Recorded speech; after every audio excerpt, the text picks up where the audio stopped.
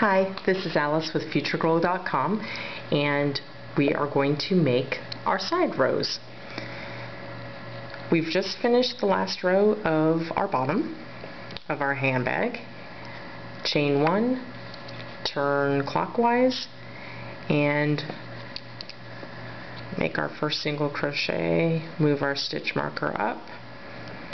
And really the sides from here on out are just one single crochet in the previous row's single crochet.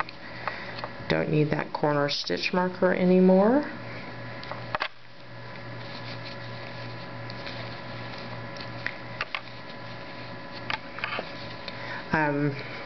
When I take out the stitch markers, I know I'll need them for the handles later, so sometimes what I do, well, always what I do, is I take the stitch markers and I attach them at the middle of the bottom on the inside of the bag, which is the side that has this little tail, and that way as I do the sides, they're just inside the handbag. They're not going to get caught on anything as the sides get built up, and then I have them later for the handles, and I don't have to go searching for them.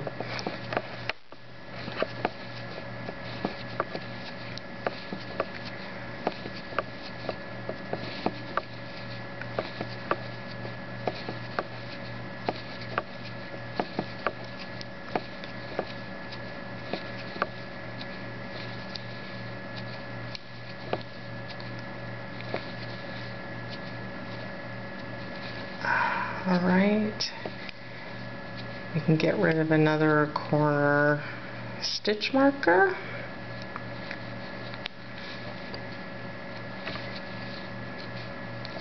And it really couldn't be much easier. Single crochet, single crochet. When I get to the end opposite of where our seam is in the seamlessness of the single crochet here, I use this corner stitch marker on the outside of the bag to mark in between the bottom rows and the top row. So you see how this is going to work. So as we build up the side, I can count from this stitch marker.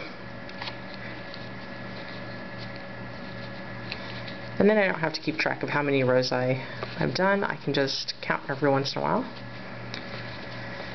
Oh, and in fact, when I count in sets. So this is one row. But if you look here, this little bit in between these two dents is 2 rows, and I count in sets of 2, which I mentioned in the pattern. So if that confused you, that's what I mean. Another thing I do is I don't usually count as I crochet the sides. I'm usually watching TV or listening to music or thinking about something, and I don't really pay attention, but I do count every once in a while. And when I count, instead of counting like up to 90 or 105 or whatever the stitch count's supposed to be, I count 1 through 10, 1 through 10, 1 through 10, 1 through 10, and if I end on the right number, like if I'm supposed to go to 92, if I end on 2, then I know everything's okay. And I figure I don't need to count the exact numbers because I'm never going to be off by 10 stitches. So I'm usually only off by 1 or 2. Alright, so we've done 1 stitch in each of the single crochets of the previous row. Move our stitch marker and slip stitch to the first single crochet, and we've finished our first side row. And as you see, it's already starting to cup up, and as you just keep going around, you're just going to build the walls higher and higher.